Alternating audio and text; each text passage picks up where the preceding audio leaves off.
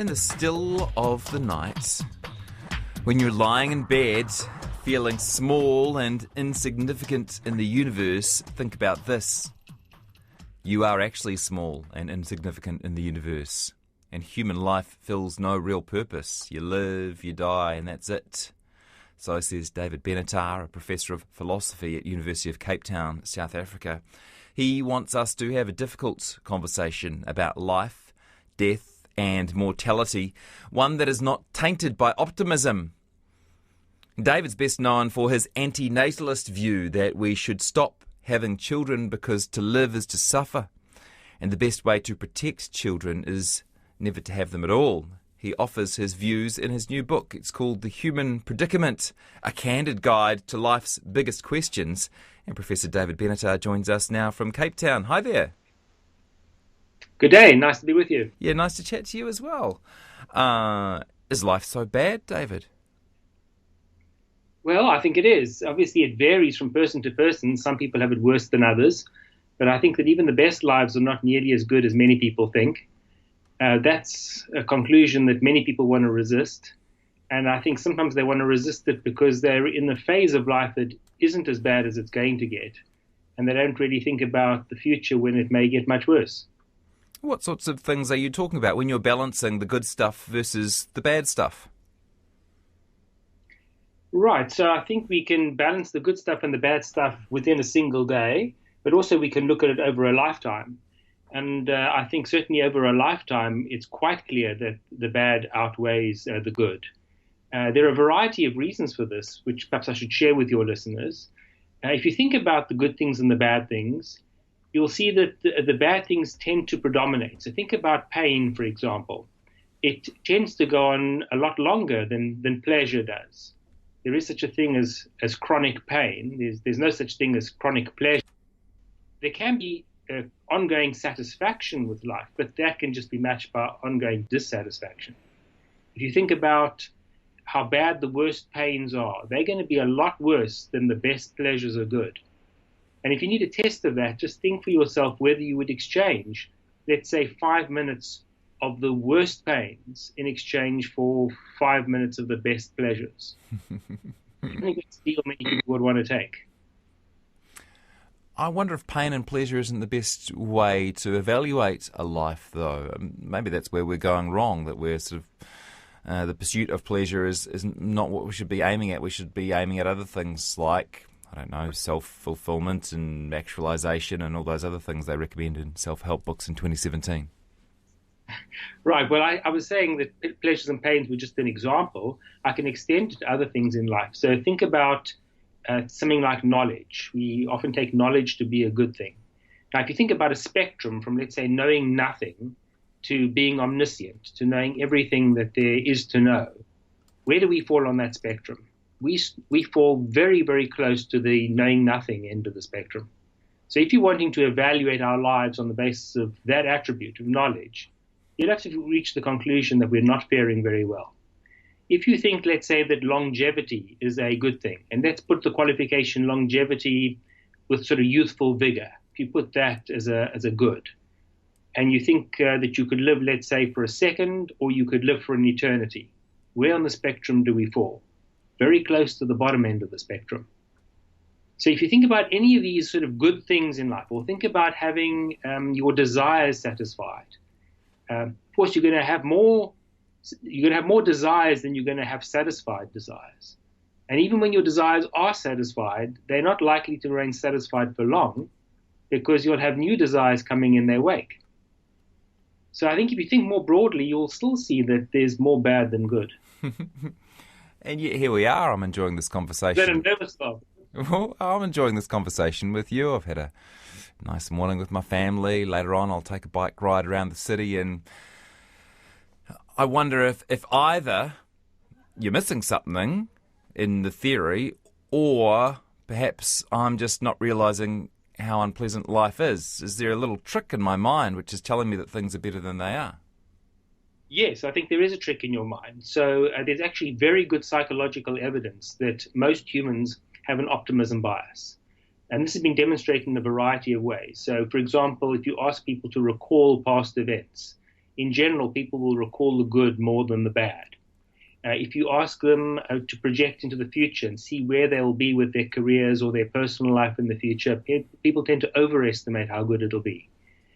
If you ask people how good the quality of their life is, most people will say they're above average. It's just impossible for most people to be above average. And so there's actually pretty widespread evidence of this optimism bias. But the trick is that if we all believe the trick, it doesn't really matter, right? Well, not quite. So I think you're partly right. I think that believing that things are better than they actually are actually has a kind of feedback loop into the objective quality of your life. And it does make it a little bit better than it otherwise would be, but it doesn't make it the case that you're infallible. It doesn't make it the case that you're actually exactly right about the quality of your life. So there is a certain advantage to having an optimism bias. I think that it does increase the quality of one's life to some extent. Of course, there's a cost associated with it, and that cost is not least that you have a less accurate view. But another cost is that you're more likely, of course, to pass on this affliction to others by producing children. You've got a chapter in your book called To Tell or Not to Tell. So did you have hesitation about sharing your pessimistic view on life? I do, because nobody really likes to hear the downside. People like to hear chipper messages. That's why there are all these self-help sections in the bookstores. People like to go and get that cheery message. And telling people that things are much worse than they think is not a message people want to hear. And I'm also sort of acutely aware of people who might already be feeling pretty desperate and then resorting to kind of draconian action as a result of reading what I say. So I'm mindful of that, and I'm certainly not wanting to make people worse off in their quality of life. But what I am wanting is perhaps a more thoughtful approach to these matters, to try and get the balance right between not being too glum, but also having a sufficiently clear-eyed view of the world that one doesn't perpetuate the misery. When I was describing your philosophy to one of my colleagues just before this interview, she got quite upset by the idea, and she said well, why does he bother then? If life's so terrible, why does he bother continuing? Yes, that's a common response. It sounds, if you've accurately portrayed your colleague's views, then she's rather pleasant. Most people who offer this criticism say, well, why don't you just kill yourself? And why haven't you killed yourself already? And I have a response to that. I don't think that we have to resort to suicide in response to our condition, because I think there's a difference between coming into existence and ceasing to exist. So I think that a life can be not worth starting and yet be not so bad as to be not worth continuing. I'll explain that in another way. So when we've not yet brought somebody into existence, they've got no interest in coming into existence. And by desisting from bringing them into existence, we can spare a great deal of suffering and misery over the course of a lifetime. Once somebody's here, they now have an interest in continuing to exist. And for a while, that might outweigh the interest in avoiding the unpleasantness of life. But it may well come the point, and it often, I think, does come to a point where the quality of life has dropped so low that ceasing to exist is now overall in that person's interest. Although it might still be bad for them, it's probably the lesser of two evils. And so I'm here now, and you're here now, and your listeners are here now, and I'm not recommending that anybody go off and take their own lives immediately. What I'm suggesting is there may come a time when it gets so bad that that is the reasonable response, but it's not the blanket solution for everybody all the time.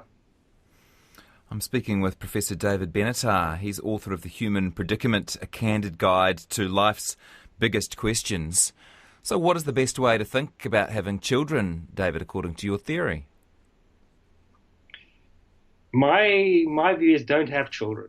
I know it's a sacrifice for those who want to get the joys of parenting. I think that at the moment one can get those joys in another way. There are plenty of children out there who need to be adopted, who don't have loving homes. And if one wants the experience of rearing children, I think that should at the very least be the first port of call. One should be adopting the children that don't have homes and aren't wanted. But even if those children were not available, I would suggest that it's too selfish to have children. I know that people often say the opposite. They often say that people who don't have children are the selfish ones.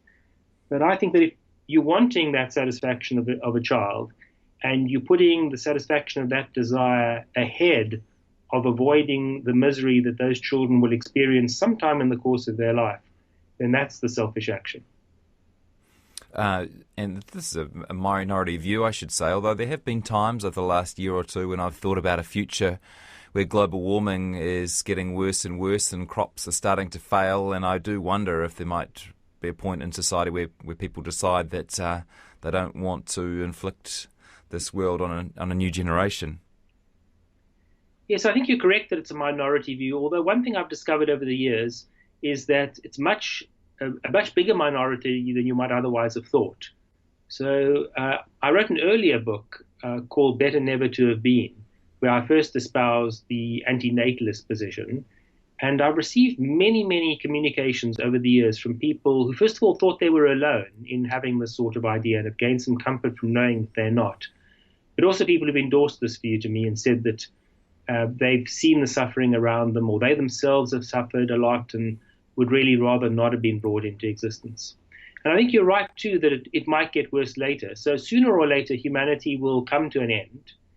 We don't know quite how that will happen, whether it'll happen in an instant and people won't have much time to think about it, or whether it'll be the case that because the environment steadily becomes more inhospitable to us, that humans will gradually die out.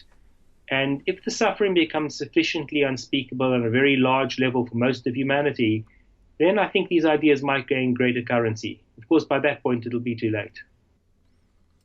There's one possible problem with sharing this that a lot of people listening might think life is quite good, might feel as though their life has meaning, might in particular feel like they've given their life meaning by having children, and by sharing this sort of philosophy, you in fact make life worse for them, or at least their perception of life worse. Right. Well, let me clarify that I don't think that life is utterly meaningless. I think that there's no meaning from the cosmic perspective. So if you look at that very broad view and ask, is there a purpose to human life? I don't think there is. But I don't think it follows from that individual lives can't have some form of terrestrial meaning. And there I think we do derive meaning from our relationships with other people, most obviously family, but also friends, from our contributions to the community, perhaps to humanity at large. And I don't for a moment think that those things are unimportant. I think once we are here, it's much better to lead a meaningful life insofar as it can be meaningful than to think that because nothing matters from the cosmic perspective, that it also doesn't matter from the terrestrial perspective. So although I'm offering a kind of pessimistic view, I think I'm only offering pessimism where pessimism is warranted. And where there is a more positive message, I'm willing to embrace that, and I'm happy to spread that too. Are we working towards a world that is worth living in as we get better at extending lives, making people healthier, fitter into old age, eating better? As we're working on solving some of the world's problems, starvation and child abuse and you name it, are we not trying to create a world where, on whole, everyone has a pretty good time? Some people are and some people aren't. Some people are doing the reverse. But I'd say that view is too optimistic in two ways. The one is that I doubt that we could ever reach the point that serious suffering were completely eliminated. In other words, whatever we could do to alleviate suffering, let's imagine that we found a cure for cancer. Well, then you'd find that there's something else that would cause great amounts of suffering. I mean, this, after all, is the history of humanity. When we found cures for infectious diseases and people, at least in the developed world, with access to the appropriate medications and public health measures, didn't die from those things, well, they ended up dying from other things that caused suffering. So one reason why I think it's too optimistic is that I doubt we'll ever reach a sufficiently ideal point. But the other reason why I think it's too optimistic is that even if we could reach this ideal point at some time in the future, the amount of suffering that would intervene between now and then would be so vast that I think it's just not warranted. There's something sort of indecent about inflicting the sort of suffering on the intervening generations. And speaking of those generations, is there not something of a positive feedback loop? When my grandparents had my mum, she gave them a lot of joy. Then she gave birth to 2 kids, and that brought her joy. And now we're having children, and it sort of it generates this pleasure that even if they don't experience it immediately upon being born, they buy into the system, right? Yes, so buying into the system may well be sort of deeply ingrained in us as a result of our evolutionary past. And so it's not surprising that it's there. Of course, it doesn't mean that as a result of that, it ought to be endorsed. So there are all kinds of practices that can bring pleasure, at least to some parties. I also think that insofar as people do endorse their parents' reproductive activity, it's part of a kind of adaptive preference that, given that we hear and given that optimism bias, people sort of justify this. But I think there are other ways to get pleasure other than through having children. And I think one aspect of the picture you've left out is the suffering that comes from having children. So you may get pleasure from having your children, but in due course, if the mortality order is correct, they're going to suffer immense bereavement at your loss when you die. That's not something that you're going to have to deal with. But we'll explain to them that's just the way the world works. It's a circle of life, David.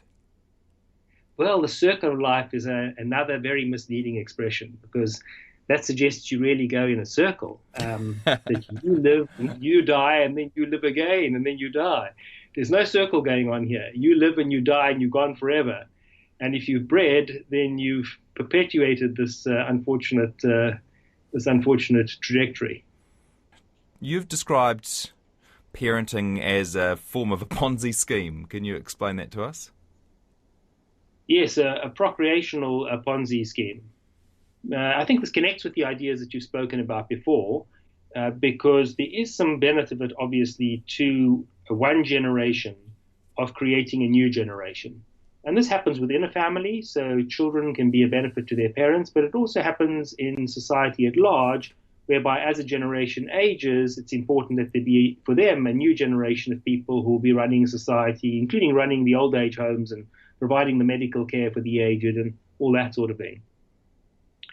But in generating that new generation, we're now generating a need for that generation to have a subsequent generation. And so it's a Ponzi scheme in that eventually it's going to go bust. And the final people are going to have to pay a price and will pay a price. If this advice of yours is good for humans, should we be offering the same advice to horses, cats, giraffes? Don't have kids. It's not worth it. Yes, I think that this point really applies to all sentient life, because all sentient life is capable of suffering, of experiencing unpleasantness.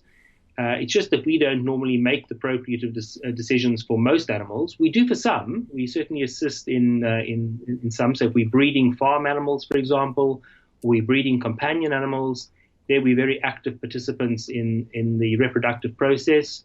And I would say in all of those cases, we ought not to be doing it. Of course, in the case of farm animals, I think it's overdetermined, because we are breeding them almost in order to inflict suffering and death on them. And I think that's just entirely unacceptable. If I believe in God, does this give me extra reason to have children, find meaning in life? Is it a way out of your argument? I think a lot of people think that it is, and obviously at a certain level, I can't argue with somebody who just has a belief that God has commanded them to reproduce. But of course, that's just an assertion, really. If you're going to want to argue that, you're going to have to argue for a lot of very controversial assumptions, including the assumption that God does exist, that He does command you to reproduce, that commandment is still binding, that there are no overriding considerations. So I think that religious people would need to do a lot more argumentative work. But I should add that belief in God by itself doesn't dictate a pro-natalist position. Firstly, there are religious traditions where, at least among certain people, procreation is not encouraged. So you think about within the Catholic Church, the priests and nuns are actually prohibited from engaging in the sexual activity that would lead to procreation. There have been groups such as the Shakers that have been categorically opposed to reproduction for all members of the church. And then there have been strands of religious thinking that, although they're not dominant, are anti-natalist in their orientation. So if you think, for example, about the prophet Jeremiah, if you think about Job, these are people who have all expressed anti-natalist views. And so I would sort of caution religious people to take a kind of more sophisticated and nuanced view and to think more deeply about these matters. I've been trying to think, I said earlier in the conversation that I wonder if your theory is missing something, or if you're missing a vital sort of link. And I wonder if that might be love, David. I wonder if you're discounting the what love gives to life. That although, yes, there are times when we're uncomfortable, we've got a headache, or we're hungry, or we're ill, but maybe you're discounting the overall feeling of well-being or goodness that love provides us, love from our friends and for our friends and family and for the world in general. Is that missing from your theory? Not at all. I think love is absolutely crucial, and it's one of the good things in life. Of course, it comes with its own downside, because when you love, you can also lose. That doesn't mean to say that I think that once we're here, we ought not to love for the fear of losing. But I think that there are people that we can love other than children that we bring into existence. There are our siblings, there are our parents, there are our friends. And I think that love is very important. I should also add, of course, that love comes in different kinds. And I should clarify that I'm not opposed to erotic love, and I'm not opposed to sex. Fortunately, we're able to decouple sex from procreation. And so it's procreation that I'm opposed to, not to love even in the carnal sense. The book is called The Human Predicament, a candid guide to life's biggest questions. And Professor David Benatar, I really appreciate the time you've spent explaining it to us today, and nice to have met you. Thanks very much. Nice to chat with you.